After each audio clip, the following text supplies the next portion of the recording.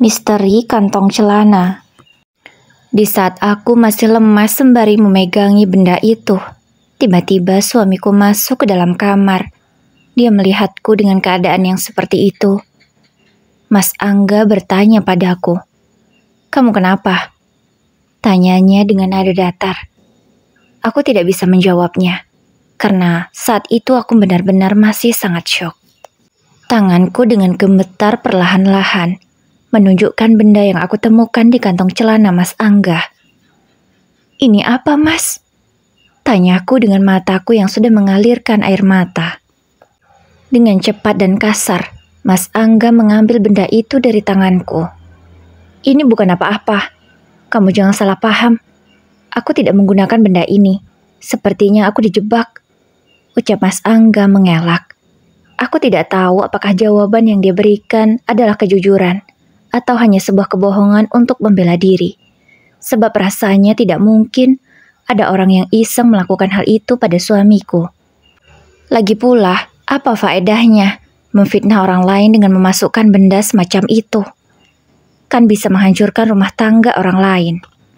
Aku yang masih belum percaya mendengar jawaban Mas Angga, masih terus saja memandangi suamiku itu. Aku menatap dalam mata Mas Angga. Aku mencari apakah dia sedang berbohong atau jujur. Tapi sorot mata Mas Angga, aku belum tahu jawabannya. Dia jujur atau bohong? Karena suamiku itu benar-benar bisa membalikkan keadaan, seakan-akan tidak terjadi apa-apa. Tanpa menjelaskan lebih jauh, Mas Angga langsung berpamitan padaku. "Ya sudah, jangan dibahas lagi ya. Ini bukan milikku. Sepertinya ada orang iseng yang sengaja ingin memfitnahku. Aku berangkat kerja dulu ya, takut telat," ucap suamiku itu, kemudian mengulurkan tangannya untuk aku cium. Tanganku yang masih gemetaran menerima uluran tangan itu. Dengan lemah, ku cium tangan suamiku itu. Biasanya aku akan mengantarkan Mas Angga sampai ke depan pintu, tapi kali ini aku belum sanggup berjalan. Aku masih lemah di atas lantai di kamarku. Benda yang aku temukan di kantong celana Mas Angga juga langsung ia buang ke dalam tempat sampah yang ada di kamar. Ingin rasanya aku ambil lagi, tapi tubuhku terlalu lemah untuk melakukannya. Lama sekali aku mengalami keterkejutan ini, hingga tiba-tiba aku dikagetkan dengan ibu mertuaku yang tiba-tiba masuk. "Eni, kamu kok masih di sini sih? Lihat tuh, bekas sarapan belum diberesin. Kamu malah enak-enakan duduk di sini. Mau selesai jam berapa pekerjaan rumahmu ini? Kamu ini ya, memang istri yang tidak bisa diandalkan. Suami berangkat bukannya diantar sampai depan pintu, malah kamu duduk di kamar, seperti tidak ada suami saja." Ibu mertuaku menyeletuk demikian. Hal itu membuat hatiku semakin sakit. Baru saja aku menemukan benda aneh di kantong suamiku, dan sekarang aku malah dimaki-maki oleh ibu mertua. Dengan masih lemah, aku menyeret tempat sampah yang tidak jauh dari tempatku duduk. Dengan perlahan, aku mengambil benda yang aku temukan di kantong celana Mas Angga. Kutunjukkan benda itu pada ibu mertua. "Bu, ini apa, Bu? Aku menemukannya di kantong celana Mas Angga. Apakah Mas Angga mengkhianatiku?" Tanyaku dengan air mata yang mengalir lagi di pipiku. Ibu mertuaku yang melihat benda itu di tanganku langsung berkata, "Ya ampun Eni, masa benda seperti itu saja kamu tidak tahu? Ya mungkin itu milik suamimu kan? Oh, kalian selama ini KB dengan alat itu ya? Ya nggak apa-apa sih, kenapa harus ditunjukkan sama ibu? Gak tahu malu kamu?" Ibu mertuaku malah beranggapan bahwa aku sengaja menunjukkan benda itu karena tidak tahu malu, sebab dia mengira bahwa kami yang memakainya. Padahal selama ini aku tidak menggunakan alat kontrasepsi semacam itu. Karena aku menggunakan alat kontrasepsi KB suntik dan tidak pernah sekalipun menggunakan alat semacam itu. Aku dan Mas Angga tidak pernah pakai benda semacam ini, Bu. Aku kan suntik KB setiap bulannya. Jadi kami nggak perlu benda ini, ucapku sembari menunjukkan benda itu. Kuangkat agak tinggi dari yang sebelumnya. Ibu mertuaku Kemudian sepertinya berpikir. Dia berdiam diri sejenak. Ya ampun Eni, kamu itu maklum sajalah. Suamimu itu kan orang sibuk, pasti bertemu dengan banyak orang. Ya kalau sekali-kali dia butuh hiburan ya wajar saja kan? Tidak masalah. Gitu aja dipusingin. Kenapa sih harus nangis? Yang penting kan suamimu masih pulang dan memberimu nafkah. Itu sudah cukup kan? Dia juga sayang sama anak-anakmu. Udahlah, gak usah ribet. Kemudian setelah mengatakan kalimatnya yang begitu sangat menyakitkan, ibu mertuaku pergi meninggalkanku. Aku yang masih syok dengan kalimat yang sebelumnya, ditambah syok lagi dengan kalimat yang barusan. Aku tidak menyangka ibu mertuaku. Beliau membenarkan apa yang anaknya lakukan, padahal itu sebuah dosa besar. Aku menangis lagi karena kalimat tadi. Benar-benar sangat menyakitkan. Kalau seperti ini, aku tidak akan tinggal diam, Mas. Aku akan selidiki sendiri.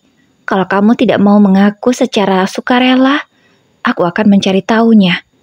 Sebab tidak mungkin seorang maling akan mengaku bahwa dia mencuri. Itu hal yang sama seperti yang kamu lakukan sekarang, Mas Angga.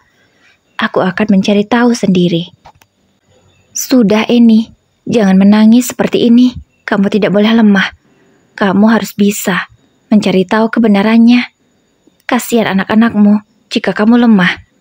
Mereka butuh kamu, masa depan mereka masih panjang. Aku bicara seorang diri untuk menguatkan diriku sendiri. Benar, aku tidak boleh lemah. Aku harus mencari tahu semuanya. Jika ini benar, maka aku tidak akan pernah memaafkan Mas Angga. Perlahan, aku menguatkan kakiku lagi untuk berdiri. Aku langsung keluar kamar sembari membawa semua cucian kotor yang sudah aku kumpulkan. Anak-anak sedari tadi sudah menungguku untuk diantarkan sekolah. Iya, biasanya memang mereka aku yang mengantarkan langsung. Suamiku tidak pernah melakukannya. Meskipun sekolah dan juga kantor Mas Angga searah. Tapi suamiku melimpahkan tanggung jawab untuk mengantar anak sekolah kepadaku. Alasannya dia takut terlambat untuk ke kantor. Aku dengan cepat langsung mengambil kunci mobil, yang biasanya terletak di atas meja tidak jauh dari sofa ruang tamu. Aku langsung mengajak anak-anak untuk berpamitan pada omanya. Karena jam sudah menunjukkan pukul 7 lewat. Seharusnya sudah dari tadi mereka berangkat, karena aku mengalami insiden yang sangat tidak mengenakan membuat mereka agak sedikit terlambat. Semoga jalanan tidak macet, sehingga anak-anak tidak telat masuk kelas. Bima, putra sulungku, sepertinya dia menyadari aku yang baru saja menangis. Mama kenapa? Kok mata Mama merah? Mama nangis ya? Tanya Bima padaku. Enggak sayang, Mama enggak nangis.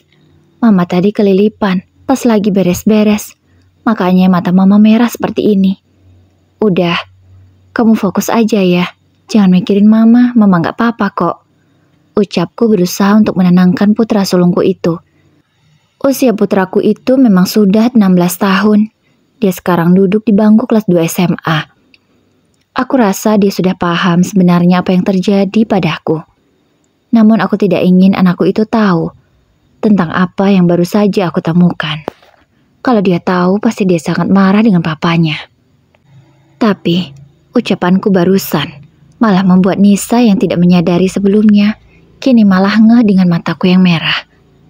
Oh iya mah, kok mata Mama merah? Apa iya Mama nangis? Tanya putri bungsuku itu.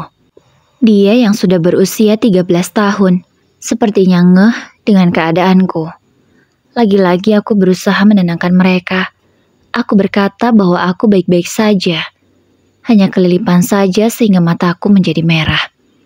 Tak lama kemudian, anak-anak sudah sampai di depan sekolah. Aku langsung menyalami mereka berdua secara bergantian. Kebetulan, sekolah putri bungsu dan putra sulungku itu satu tempat. Jadi aku bisa langsung menurunkan mereka di satu tempat. Karena tempat mereka bersekolah itu lengkap. Ada TK, SD, SMP, dan juga SMA. Jadi, anak-anakku sekolah dari dulu di tempat yang sama. Karena aku sangat mempercayai sekolah itu. Tidak hanya kualitasnya, tapi guru-gurunya juga sangat ramah. Setelah memastikan anak-anak benar-benar masuk ke dalam halaman sekolah, aku langsung memutar mobilku untuk pulang. Karena masih banyak pekerjaan yang menunggu. Sesampainya di rumah, aku lanjut mencuci pakaian. Meskipun dengan perasaan yang masih tidak enak, aku masih terus saja kepikiran dengan benda yang aku temukan di kantong celana Mas Angga. Namun, tak dapat aku pungkiri, aku masih berharap bahwa yang Mas Angga katakan itu sebuah kebenaran. Kalau ada orang iseng yang sengaja memfitnahnya. Tapi, pikiran tidak mungkin ada orang iseng yang sengaja masih terus saja berputar di kepalaku. Aku harus memulai dari mana? Aku harus mencari bukti di mana? Karena aku tidak tahu siapa saja teman-teman Mas Angga. Sebab selama ini pekerjaanku sehari-hari ya di rumah mengantar anak sekolah pulang. Begitu saja terus. Lagian, suamiku itu juga jarang mengajakku di acara kantornya. Jadi, aku benar-benar tidak banyak mengenal teman Mas Angga. Hanya satu orang saja yang aku tahu kalau temannya itu sering sekali pergi bersama Mas Angga. Tapi aku tidak bisa memastikan bahwa orang itu teman dekat atau hanya teman kerja biasa yang memang harus pergi bersama Mas Angga karena alasan pekerjaan. Nama teman Mas Angga itu adalah Arya. Tapi aku tidak memiliki nomor ponselnya. Aku juga tidak tahu alamat rumahnya di mana. Bagaimana ini? Aku harus mencari tahu kepada siapa supaya bisa mendapatkan informasi dari Arya. Bagaimana keseharian Mas Angga ketika di kantor? Apakah normal seperti karyawan lain atau ada sesuatu yang mencurigakan? Sambil mencuci pakaian, aku terus berpikir rencana apa yang akan aku lakukan selanjutnya. Setelah selesai mencuci, segera aku jemur. Setelahnya aku masuk lagi ke dalam kamarku untuk membuang sampah yang belum sempat kubuang pagi tadi. Aku tidak mau Mas Angga curiga kalau benda yang aku temukan di kantong celananya belum aku buang. Makanya semua sampah-sampah itu segera aku bersihkan. Tak lupa, benda itu sudah kuamankan di tempat yang Mas Angga tidak tahu. Aku ingin menjadikan benda itu barang bukti jikalau suatu hari nanti kebohongan Mas Angga terbongkar. Setelah pekerjaanku semuanya selesai, aku segera membersihkan diri. Aku lupa sekali kalau hari ini adalah jadwalku belanja bulanan. Aku juga sudah meminta uang pada Mas Angga kemarin. Hari ini aku baru sempat untuk belanja. Rencananya, aku juga ingin mengajak ibu mertuaku. Beliau pasti senang kalau aku ajak belanja. Setelah selesai bersiap-siap, aku segera mengetuk kamar ibu mertuaku. Karena setelah selesai sarapan, beliau langsung masuk ke dalam kamarnya untuk beristirahat. Memang seperti itu ibu mertuaku setiap hari. Padahal mauku, walaupun beliau tidak melakukan apa-apa, tapi setidaknya bisakan beliau duduk di depan rumah atau di teras, hanya untuk sekedar menghirup udara segar. Namun ibu mertuaku itu lebih senang di dalam kamarnya. Biasanya di dalam kamar beliau akan membaca buku atau bermain ponsel. Biasanya kalau bermain ponsel beliau akan menonton video favoritnya. Tapi, ya sudahlah. Kalau ingin menasehati pun rasanya percuma. Beliau malah akan merasa tersinggung. Sebab ibu mertuaku itu mengira kalau aku tidak senang melihat dia bersantai. Padahal bukan itu maksudku. Aku maunya beliau itu menghirup udara segar supaya kesehatannya tetap terjaga. Sebab di usia lanjut seperti ini sangat rentan sekali dengan penyakit. Dengan lembut dan perlahan, aku mengetuk pintu kamar ibu mertuaku. "Ibu, yuk kita belanja bulanan, Bu. Sekalian cuci mata," ucapku dari luar. Tanpa dijawab dari dalam, ibu mertuaku langsung membuka pintu. Namun kali ini tak seperti biasanya. Beliau akan sangat senang ketika aku ajak belanja. Hari ini beliau menolak. "Enggak deh Eni, ibu mau di rumah aja. Ibu ngerasa agak capek. Kamu berangkat sendiri aja ya," ucap ibu mertuaku menolak ajakanku. Aku pun hanya mengiyakan ucapan beliau. "Ya udah Bu, kalau ibu capek, ibu istirahat aja ya. Kalau bisa, ibu keluar kamar biar bisa menghirup udara segar. Supaya mood ibu jadi bagus hari ini." Aku bicara dengan nada yang sangat lembut. Aku tidak ingin beliau tersinggung. Tak seperti biasanya. Kali ini beliau seperti menuruti ucapanku. "Iya Eni, kamu benar. Sepertinya ibu seharusnya setiap pagi keluar rumah, hanya untuk sekedar berkeliling rumah untuk mencari keringat. Ibu sebenarnya dari kemarin pingin, tapi ibu gak mau kalau hanya sendirian. Besok kamu temani ibu ya. Tiba-tiba ibu mertuaku bersikap dengan sangat baik padaku.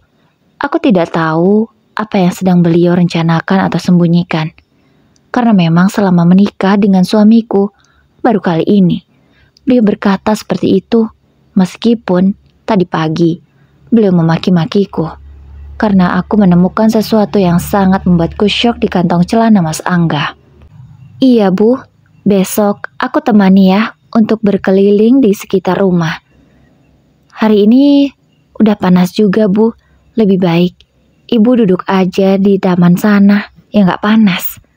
Bisa juga menghirup udara segar. Meskipun cuacanya sudah agak panas, tapi di sana kan sejuk, ucapku. Tempat yang aku maksud adalah gazebo yang ada di samping rumah. Gazebo itu terletak di taman rumah kami yang tidak terlalu luas, namun sangat nyaman sekali untuk bersantai. Punya tempat seindah itu, tapi ibu mertuaku jarang sekali mau duduk di sana.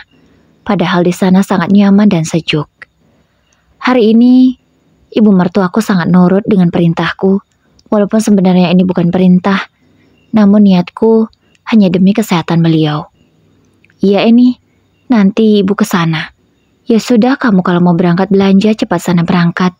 Nanti anak-anakmu keburu pulang, telat pula menjemputnya. Ucap ibu mertuaku menyuruh untuk segera berangkat, sebab memang jam sudah menunjukkan 9 pagi. Aku harus segera belanja, karena siang nanti aku harus menjemput anak-anak. Takutnya di mall ramai sehingga membuatku telat belanjanya, dan harus mengantri. Karena aku memilih swalayan dengan harga yang sangat terjangkau, sehingga setiap harinya swalayan itu selalu ramai pembeli. Biasanya untuk mengantri membayar di kasir saja aku harus membutuhkan waktu setengah jam lebih, bahkan bisa sampai 1 jam. Kasirnya memang hanya ada beberapa saja, tapi swalayan itu sangat lengkap, walaupun tidak terlalu besar. Kemarin aku juga sudah membuat catatan apa saja yang harus aku beli, agar tidak kalap belanjanya. Kalau tidak seperti itu, pasti ada saja yang lupa dan ketinggalan untuk dibeli. Setengah jam perjalanan aku sudah sampai di swalayan tempat biasa aku belanja. Langsung saja aku mengambil troli, karena bulan ini lumayan banyak yang harus aku beli. Sekitar 1 jam aku berkeliling untuk mengambil apa saja yang aku butuhkan. Setelahnya aku mengantri di kasir. Hari ini kebetulan tidak terlalu ramai, sehingga hanya butuh waktu 15 menit saja aku mengantri di kasir. Setelah semua barang belanjaanku di-scan dan aku langsung membayarnya, segera aku bawa ke dalam mobil. Tapi saat sedang fokus memasukkan barang-barang belanjaan ke dalam bagasi, telingaku mendengar percakapan 2 orang. "Gimana Ra, om-om tadi malam itu? Enak kan?" ucap salah seorang yang ada di sebelah mobilku. Aku bisa dengan jelas mendengar percakapan mereka berdua, karena kondisi parkiran memang sepi, meskipun banyak kendaraan yang terparkir. Mendengar ucapan mereka, aku langsung teringat dengan kejadian tadi pagi. Apakah yang wanita itu maksud om-om adalah suamiku? Aku jadi berpikir ke arah sana. Agar bisa mendengarkan mereka lebih jelas lagi, aku langsung masuk ke dalam mobil. Aku berpura-pura sedang sibuk melakukan sesuatu, padahal niatnya ingin menguping pembicaraan mereka. Iya dong, enak banget. Mana ngasih uangnya banyak lagi. Kan, aku mau kalau diorder lagi sama dia. Ucap wanita itu, yang aku belum bisa melihat wajahnya, sebab dia membelakangiku. Entah mereka yang tidak menyadari keberadaanku, atau memang mereka tidak punya malu lagi untuk menceritakan hal-hal seperti itu. Karena keduanya tanpa malu-malu lagi menceritakannya, dengan suara yang tidak kecil pula. Aku masih terus saja menguping pembicaraan mereka, hingga akhirnya keduanya bersandar di mobil mereka. Aku bisa dengan jelas sekarang melihat wajah keduanya. Sepertinya mereka masih sangat muda usianya. Wah, hebat banget loh. Aku pengen juga dong bisa diorder sama om itu. Kapan-kapan kamu kasih dong nomorku ke dia. Aku lagi butuh duit banyak nih buat pacarku. Ucap salah satu di antara mereka. Mereka berdua memakai baju dengan warna yang berbeda. Kita panggil saja kedua wanita itu dengan sebutan. Yang satu memakai baju pink, kita panggil dia pink. Yang satu memakai baju hijau, kita panggil saja dia hijau. Supaya aku mudah menceritakannya pada kalian. Tenang aja, kayaknya Om itu besok butuh lagi deh. Aku kasih nomormu ke dia ya, biar kita gantian. Biar bisa sama-sama ngerasain uang banyak dari Om itu. Sebab dia itu loyal banget. Ucap si Pink dengan nada manjanya, membuatku benar-benar jijik. Tak kusangka, di zaman sekarang ada juga wanita yang seperti itu. Wanita yang merelakan harga dirinya hanya demi uang. Boleh, gantian ya. Ya udah ke kampus lagi yuk. Bentar lagi masuk nih. Ucap si hijau. Kemudian mereka berdua langsung masuk ke dalam mobil. Tak ada lagi percakapan yang aku dengar. Karena memang tak bisa mendengar jika mereka sudah di dalam mobil. Aku tak ingin hilang kesempatan. Ku foto plat mobil mereka. Mana tahu, mereka benar. Ada kaitannya dengan Mas Angga. Aku juga berusaha mengingat-ingat wajah mereka berdua. Jika nanti benar salah satu di antara mereka diorder oleh Mas Angga, aku bisa mengenalinya. Tapi semoga saja bukan. Semoga benar ucapan Mas Angga kalau itu hanyalah fitnahan untuknya, bukan sebuah kebenarannya. Jujur, aku masih berharap kalau benda yang aku temukan itu bukan milik suamiku. Karena aku tidak sanggup kalau itu benar terjadi. Walaupun aku masih ragu juga. Masih 50-50 keyakinan dalam hatiku. Antara benda itu adalah sebuah fitnah atau memang milik Mas Angga sendiri. Kedua wanita itu keluar parkiran lebih dulu. Entah mengapa tiba-tiba di pikiranku terbersit untuk mengikuti mereka. Akhirnya dengan perlahan, ku ikuti keduanya dari belakang. Hingga sekitar 30 menit kemudian, mereka sampai di depan sebuah kampus. Kampus yang cukup elit. Pasti biayanya mahal sekali per bulannya. Karena ku rasa aku cukup tahu mereka kuliah di mana. Aku tak lagi mengikuti mereka. Aku lanjut melajukan mobilku. Dan aku baru menyadari bahwa hotel tempat suamiku bekerja dan kampus itu sangatlah dekat jaraknya. Hanya 2 menitan saja. Apa itu artinya ini semua relate? Dan apakah yang aku lihat hari ini adalah kenyataannya? Aku harus mencari tahu lebih jauh. Aku tidak boleh menuduhnya secara sepihak. Saat aku melewati hotel tempat Mas Angga bekerja, tak sengaja aku melihat Mas Arya, teman Mas Angga. Aku langsung memberhentikan laju mobilku. Aku ingin cari tahu, apakah Mas Angga memang benar lembur sebulan terakhir? Atau melakukan hal yang lainnya? Tanpa ragu aku langsung turun dan menghampiri Mas Angga yang memang sedang berdiri di pinggir jalan. Aku tidak tahu dia mau kemana. Tapi sepertinya dia akan menyeberang. Mungkin ingin membeli makanan yang memang banyak sekali berjajar di depan hotel. Mas Arya, panggilku. Jarak kami hanya sekitar 2 meter saja. Mas Arya langsung menoleh ke arahku karena memang mendengar suaraku. Kamu, ada apa? Mau menemui suamimu ya? Tanya Mas Arya padaku. Enggak, aku cuman ingin tanya sedikit saja sama kamu Mas tentang suamiku. Aku langsung to the point saja. Ya udah, kita ngobrol di sana aja ya. Kebetulan aku mau beli makanan di sana. Bosan sama makanan di dalam. Ucap Mas Arya sembari jempolnya menunjuk ke arah hotelnya. Aku pun setuju. Kemudian menyeberang bersama Mas Arya. Di warung pinggir jalan itu, Mas Arya memesankanku sebuah minuman. Karena dia tadi menawariku. Aku sebenarnya menolak, tapi dia terus memaksa. Akhirnya aku memesan segelas minuman dingin. Kamu mau nanya apa tentang Angga? Tumben-tumbenan banget kamu kesini. Tanya Mas Arya lagi, sembari menikmati minumannya. Aku tidak akan basa-basi lagi. Aku langsung bertanya.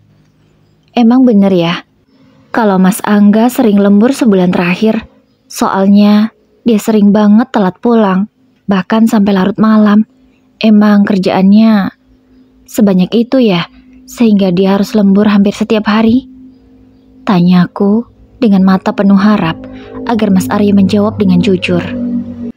Setauku, semua karyawan kecuali bagian-bagian tertentu nggak pernah lembur kok. Kami selalu pulang tepat waktu. Tidak ada juga pekerjaan yang harus dikerjakan sampai lembur, apalagi sampai tengah malam. Setauku ya, tapi nggak tahu deh kalau Angga punya pekerjaan lain sehingga dia harus lembur. Aku benar-benar nggak tahu, sebab aku sama dia itu nggak terlalu dekat juga sih. Kami cuma teman kerja biasa. Jelas Mas Arya padaku. Aku yang mendengar jawaban itu menjadi bingung. Jadi mana yang benar? Mas Angga lembur atau dia lembur melakukan yang lain bukan bekerja? Emang kenapa? Kamu merasa ada sesuatu yang aneh sama suamimu? Tanya Mas Arya lagi. Iya sih, aku ngerasa ada yang aneh. Oh ya, kamu tahu nggak Mas? Biasanya Mas Angga itu kemana aja kalau pergi? Misalkan tempat nongkrongnya gitu. Soalnya aku nggak tahu sebagai istrinya. Sebab pekerjaanku sehari-hari yang mengurusi rumah dan anak-anak. Aku nggak tahu di mana tempat Mas Angga nongkrong. Tanyaku lagi pada Mas Arya. Aku juga nggak tahu Eni. Sebab kami jarang banget nongkrong bareng. Kalau kami pergi ya pasti urusan pekerjaan. Barulah kalau urusan pekerjaan selesai kami lanjutlah nongkrong di mana gitu. Tapi random, gak pernah punya tempat yang khusus gitu atau tempat favorit, gak pernah ada. Jujur aku gak sedekat itu sama Angga. Jelas Mas Arya lagi padaku. Ya udah Mas, makasih ya. Kamu udah kasih informasi buat aku. Terima kasih banyak. Ucapku sekali lagi pada Mas Arya. Namun aku lihat sorot mata Mas Arya masih penasaran. Kenapa aku bertanya sedetail itu padanya tentang Mas Angga? Eni, aku melihat dari sorot matamu, kamu sepertinya menyimpan beban yang begitu berat. Ada apa? Kamu boleh cerita, mana tahu aku bisa bantu. Ucap Mas Arya. Aku sedikit berpikir sejenak, karena belum tahu apa yang harus Mas Arya lakukan untuk membantuku. Hingga akhirnya aku mendapatkan ide. Gini aja Mas, kamu bisa kasih tahu aku informasi kemana Mas Angga pergi. Misalnya kalau sudah jam kerja, tapi dia bukan pulang ke arah rumah, melainkan ke arah yang lain. Kamu bisa langsung hubungi aku Mas, dan aku akan langsung menyelidikinya sendiri.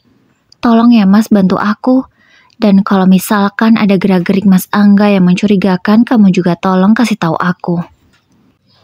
Itu pintaku pada Mas Arya.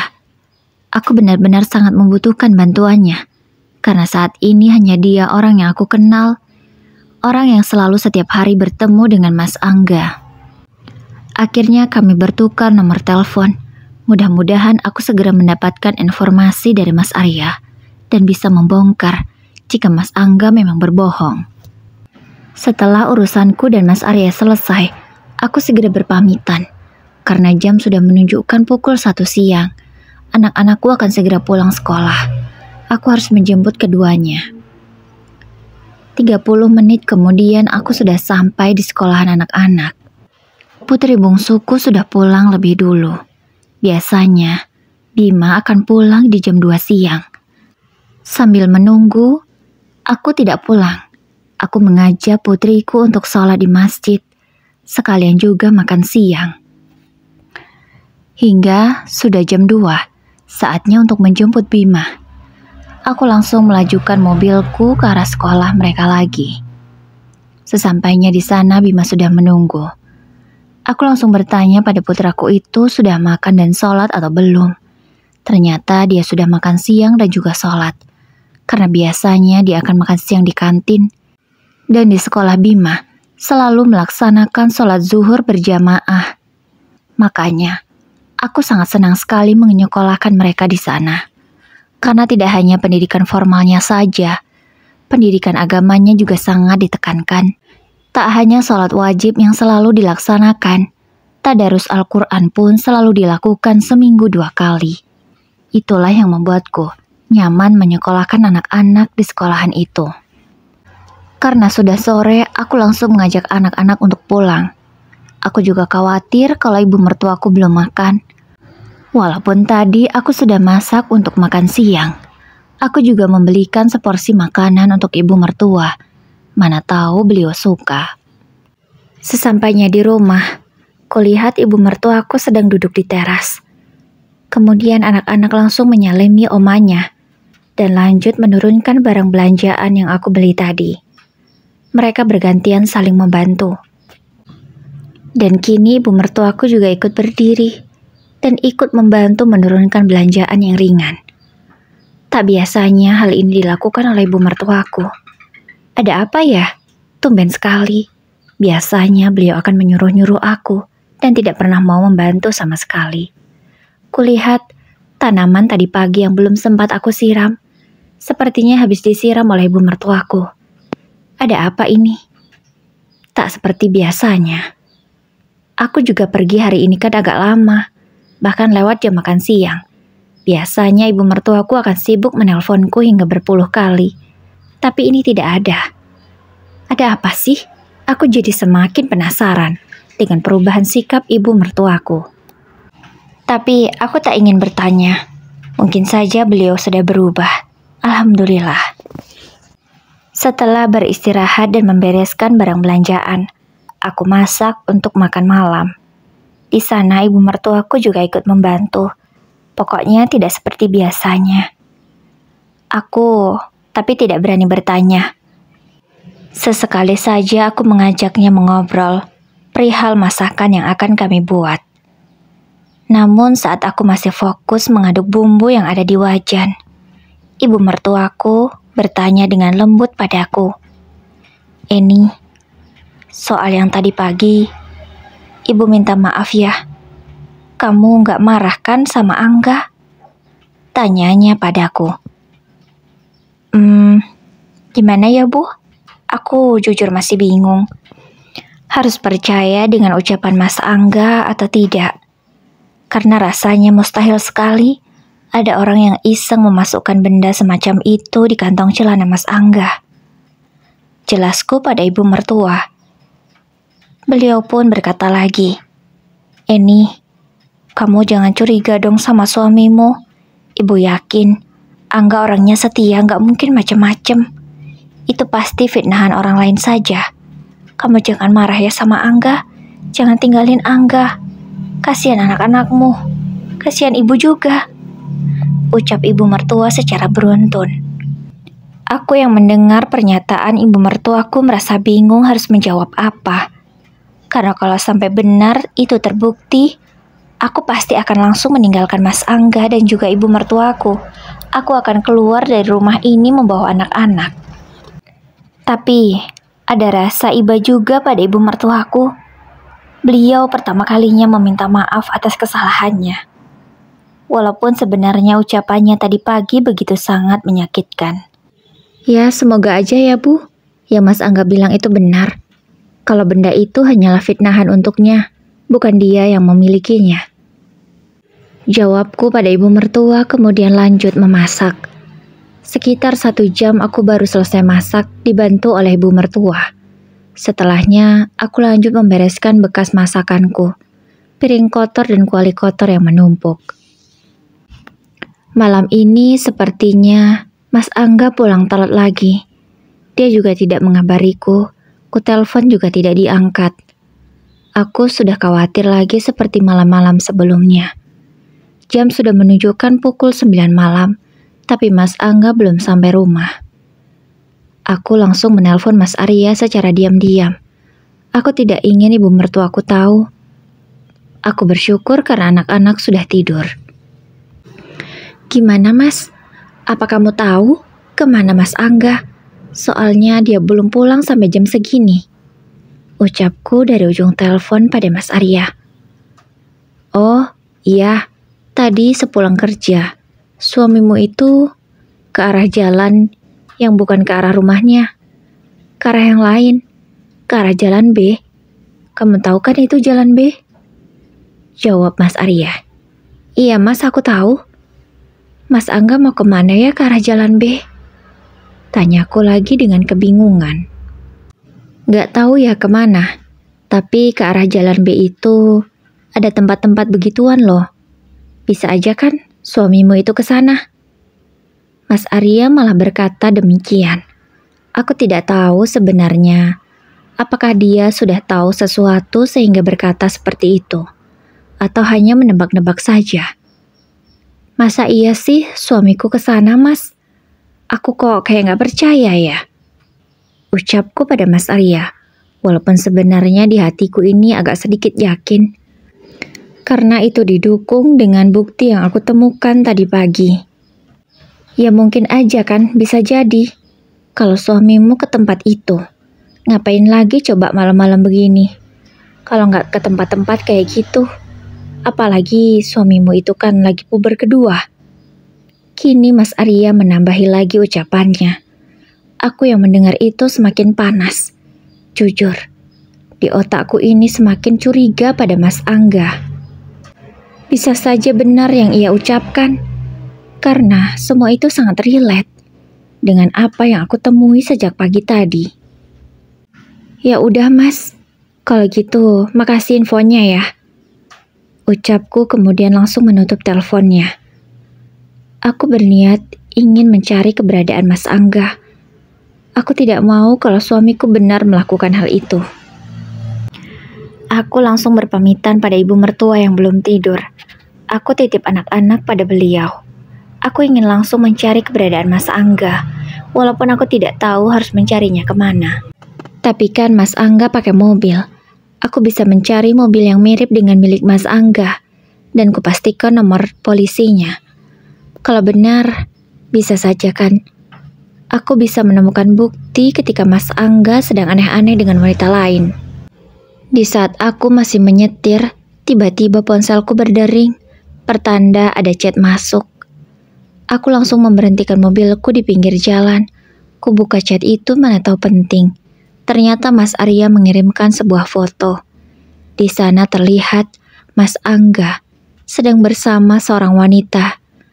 Wanita itu masuk ke dalam mobil Mas Angga. Fotonya menunjukkan demikian. Wanita itu masih muda. Aku benar-benar merasa sangat emosi melihat foto itu. Kenapa semuanya seperti relate dan sejalan? Apakah memang benar Mas Angga selingkuh? Kini air mataku tak dapat ditahan lagi. Aku benar-benar sangat marah dan emosi. Aku menangis sembari memukul setir mobilku. Aku benar-benar tidak terima jika ini benar terjadi. Aku benci kamu, Mas. Aku benci kamu. Apa kurangnya aku selama ini? Sebagai istri aku selalu berusaha yang terbaik. Tapi kenapa kamu malah mengkhianatiku, Mas Angga? Ucapku seorang diri dengan masih menangis. Kemudian, aku melanjutkan lagi laju mobilku. Aku harus mencari tahu di mana keberadaan Mas Angga sekarang. Sekitar 15 menit aku berjalan ke arah jalan B. Tak jauh dari sana aku dapati suamiku yang memang benar sedang memasukkan seorang wanita ke dalam mobilnya. Aku benar-benar sangat emosi melihat semua itu. Kuikuti terus kemana laju mobil Mas Angga. Malah berhenti di sebuah hotel. Tapi bukan tempat Mas Angga bekerja, di hotel lain. Mas Angga menurunkan wanita itu di sana. Dan dia malah turun bersamanya. Aku tidak tahu apa yang mereka lakukan. Aku tidak sanggup untuk ikut masuk ke dalam sana dan melabrak suamiku. Aku belum mempunyai energi sekuat itu. Lagian, aku tidak mau malu di depan banyak orang. Akhirnya aku putuskan untuk pulang saja. Karena rasanya aku benar-benar sangat lemah. Sesampainya di rumah, aku langsung merebahkan tubuhku di atas kasur. Tak lupa juga air mataku yang masih terus saja mengalir tidak mau berhenti sedari tadi. Aku menangis sih dengan semua yang terjadi hari ini. Benar-benar membuatku sakit hati. Tak terasa, aku ketiduran. Terbangun ketika mendengar suara air dari dalam kamar mandi. Sepertinya Mas Angga baru pulang. Aku tidak menyiapkan pakaiannya, karena aku benar-benar merasa kecewa. Bukti yang aku sudah temukan sudah sangat kuat. Tidak mungkin kalau hanya teman biasa atau benda itu fitnahan seseorang. Pasti itu milik Mas Angga sendiri.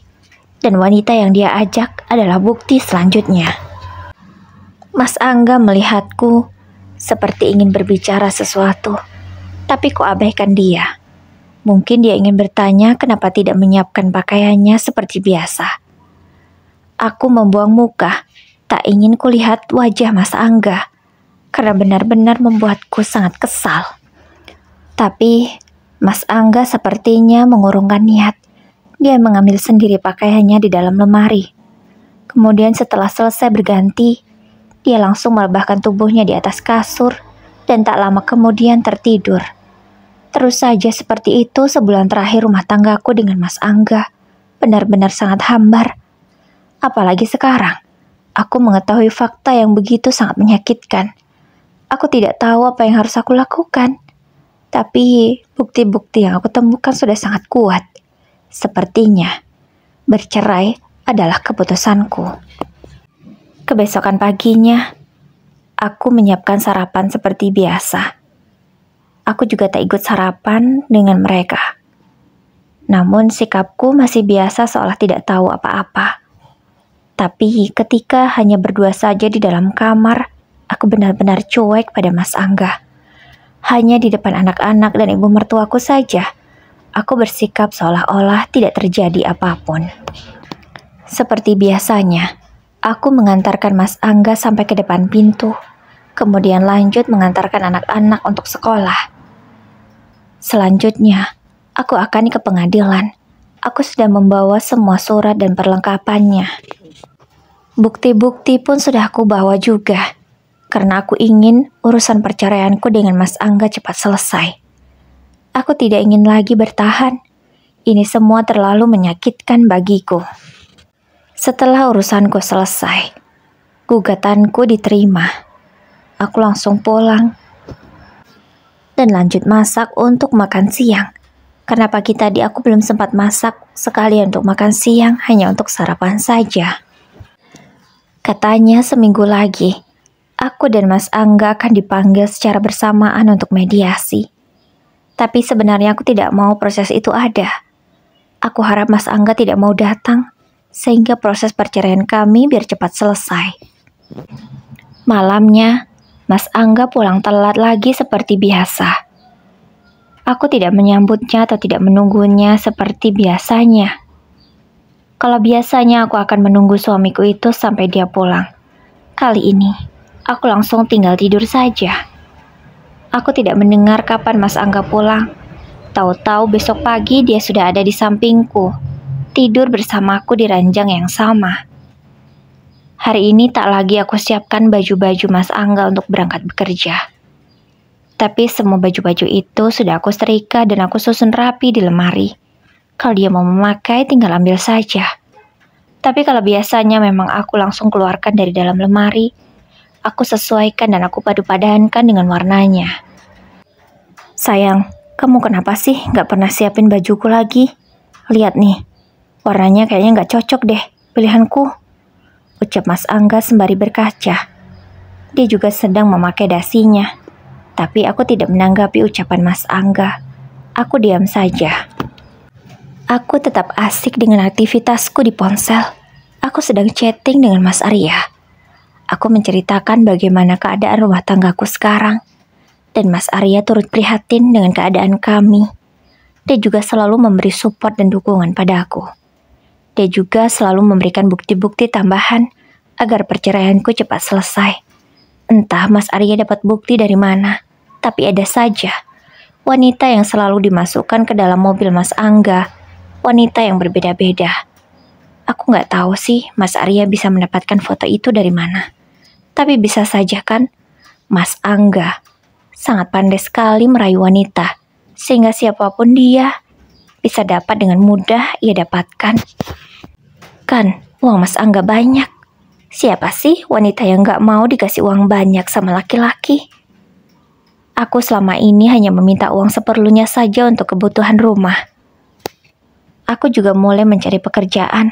Aku bertanya pada Mas Arya, Aku tidak tahu sih mau kerja apa. Walaupun aku lulusan S1, tapi sejak lulus aku langsung menikah. Jadi belum ada pengalaman kerja sama sekali. Ditambah lagi usiaku yang tidak muda. Pasti sangat sulit mencari pekerjaan. Seminggu berlalu, Mas Angga tetap sama. Dia masih terus saja pulang telat ke rumah. Namun aku tidak menanyakan lagi hal itu, karena aku sudah tahu kenapa dia pulang telat. Mas Angga juga setiap hari protes, karena sikapku yang dingin padanya tidak seperti biasanya. Aku tak lagi menyiapkan pakaiannya atau menawarkan minum ketika dia pulang. Tak lagi juga aku bukakan sepatu dan kaos kakinya. Aku benar-benar berubah. Aku cuek pada suamiku itu. Karena jujur, aku tidak ingin lagi berdekatan dengan Mas Angga. Aku merasa sangat jijik padanya. Sayang, kamu kenapa sih kok cuek banget sama aku? Aku salah apa? Aku tahu aku sering pulang telat, tapi aku lembur untuk kalian. Aku gak aneh-aneh kok. Apa gara-gara benda itu kamu jadi berubah sama aku? Aku gak ngapa-ngapain, aku berani sumpah. Aku gak ada ngelakuin hal yang aneh-aneh di luaran. Aku setia sama kamu, Eni. Aku gak macem-macem, ucap Mas Angga malam ini padaku. Dia berkata sembari menggenggam erat tanganku. Tapi langsung gue tarik tanganku dengan paksa. Aku tidak mau lagi disentuh oleh Mas Angga. Aku benar-benar sangat jijik. Malam itu, kami tidur saling memunggungi. Aku benar-benar tidak mau lagi berdekatan dengan Mas Angga. Guling 2 buah yang ada di kasur, kuletakkan di tengah-tengah. Aku tidak ingin lagi berdekatan dengannya. Kebesokan paginya, saat Mas Angga akan berangkat bekerja, tiba-tiba ada surat yang datang. Dan dia sangat terkejut karena itu surat dari pengadilan. Kamu apa-apaan sayang? Kamu mengajukan gugatan cerai? Apa salahku? Tanya Mas Angga sambil menatap mataku. Kini kami berbicara di luar rumah, karena tak ingin percakapan kami didengar oleh anak-anak dan juga ibu mertua. Kamu bertanya apa alasanku, Mas? Semuanya sudah jelas. Tidak usah lagi berpura-pura. Apa alasanmu lembur sebulan terakhir? Kalau bukan enak-enakan dengan wanita lain di luar sana. Sementara aku selalu mengurusi rumah, anak-anak dan juga ibu mertuaku. Kamu malahan sebagai suami tidak mau membantu. Pulang telat terus. Tidak pernah mendengarkan ceritaku pula. Selingkuh pula dengan wanita lain, Mas, kamu di luar sana. Kamu selingkuh dengan Ani-Ani kan?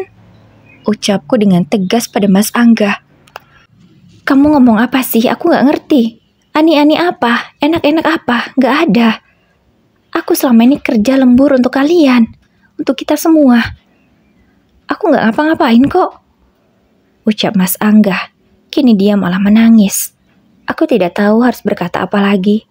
Tapi melihatnya seperti itu aku menjadi iba. Tapi ini pasti hanya caranya saja agar aku memaafkan kesalahannya. Tapi aku tidak gentar. Aku masih tetap dengan pendirianku akan bercerai dengan Mas Angga. 2 hari kemudian, kami harus mendatangi pengadilan untuk mediasi. Aku dan Mas Angga datang namun sendiri-sendiri. Aku ingin tahu apa yang akan Mas Angga jelaskan di pengadilan. Apakah dia akan mengakui perselingkuhannya atau tetap saja mengelak dan mengaku bahwa itu hanyalah fitnah belaka. Tapi benar, ternyata Mas Angga masih saja tidak mau mengakui bahwa dia berselingkuh. Dia masih terus saja mengelak tuduhanku. Bahkan bukti-bukti yang aku berikan pun dia sangkal semuanya. Malahan dia bercerita tentang hal yang lain, hingga membuatku serasa tidak percaya dengan alasan Mas Angga yang tidak masuk akal. Istri saya hanya salah paham, Pak. Ini tidak seperti yang dia lihat dan seperti yang ada di foto itu. Itu tidak benar. Memang, selama ini saya menyimpan sebuah rahasia dengan istri saya. Saya tidak mau dia tahu. Saya tidak mau dia kebeban pikiran, sehingga membuat kesehatannya memburuk. Saya sengaja tidak bercerita dengannya, sebab saya takut jika saya cerita dengan istri saya, ibu saya dan anak-anak malah tahu masalah saya, hingga membuat mereka kepikiran dan malah tidak tenang. Makanya, saya simpan sendiri masalah saya ini, tidak pernah saya bawa pulang ke rumah. Tapi memang, saya selalu berpamitan lembur pada istri saya dengan alasan ada pekerjaan. Tapi memang saya bekerja, Pak. Bukan macam-macam seperti yang istri saya tuduhkan. Saya tidak pernah aneh-aneh di luar sana.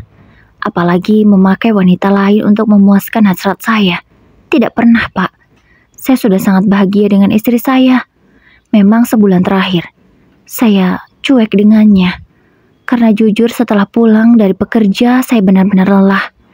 Tidak bisa lagi membahagiakan istri saya. Saya menyadari bahwa itu kesalahan besar saya. Tapi saya terpaksa melakukan semua ini, Pak. Ucap Mas Angga di depan pengadilan.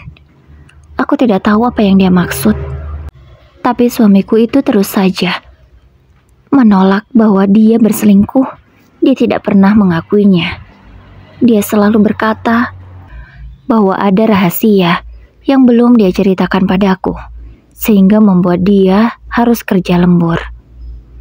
Mendengar pernyataan dari Mas Angga, pengadilan pun tidak bisa memutuskan langsung. Akhirnya, kami disuruh saling introspeksi diri dan jujur atas masalah masing-masing agar tidak ada kesalahpahaman. Kami berdua pun menyetujuinya. Karena kulihat ada ketulusan di mata Mas Angga dan kejujuran terpancar dari sorot matanya, hingga membuat aku sedikit luluh dan menurunkan egoku.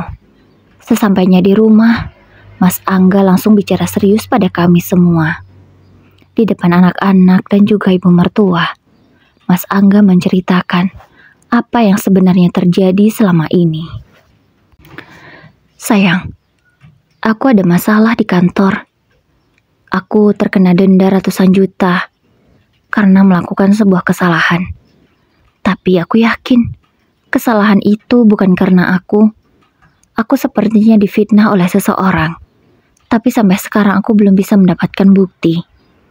Namun aku sudah tahu siapa orangnya, tapi buktinya saja yang belum ada. Makanya, aku harus mencari uang tambahan untuk kita. Karena gajiku harus dipotong setiap bulannya untuk mengganti kerugian perusahaan.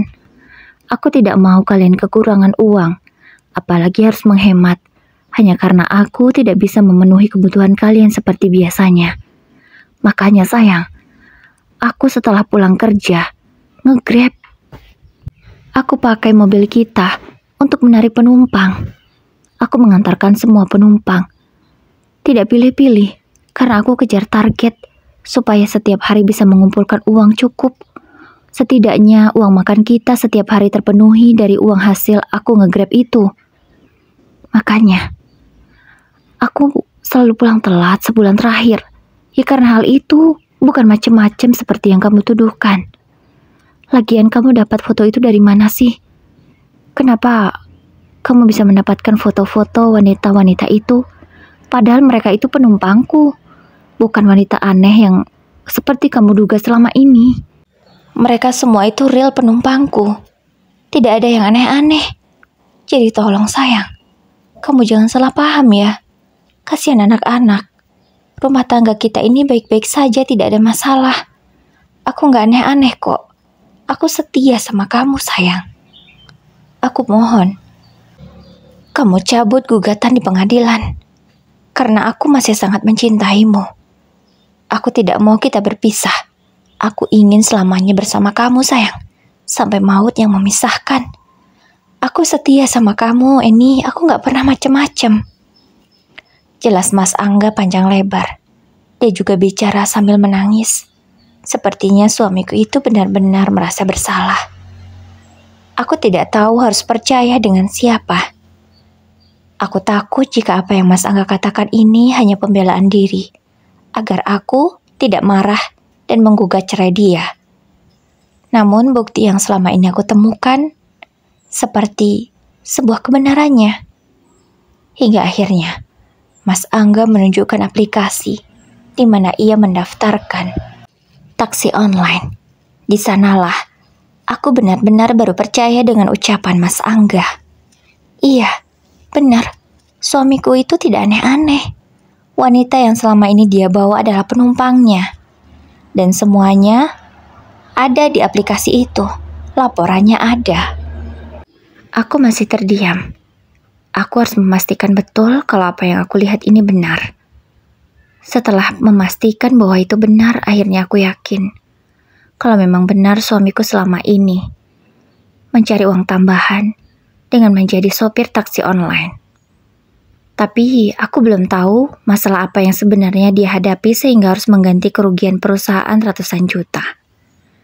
Emangnya kamu kena masalah apa, Mas, di perusahaan sehingga harus ganti rugi sebanyak itu? Masalah apa sih, Mas? Kenapa baru cerita?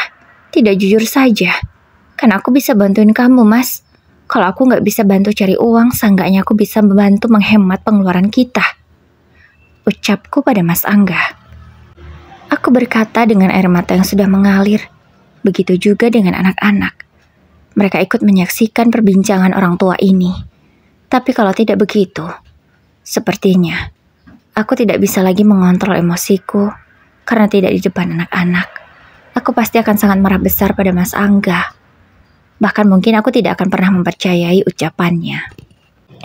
Jadi seharusnya hotel tempat Mas bekerja itu mendapatkan klien dengan omset ratusan juta.